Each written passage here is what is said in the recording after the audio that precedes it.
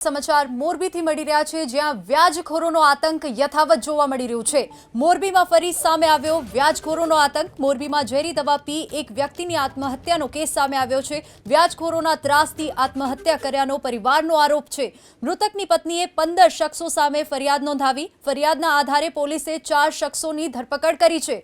તો મોરબીથી આ સમાચાર મળી રહ્યા છે, જ્યાં વ્યાજખોરોના આતંકથી એક વ્યક્તિએ આત્મહત્યા કરી છે। સમાચાર મોરબીથી મળી રહ્યા છે, જ્યાં વ્યાજખોરોનો આતંક યથાવત જોવા મળી રહ્યું છે।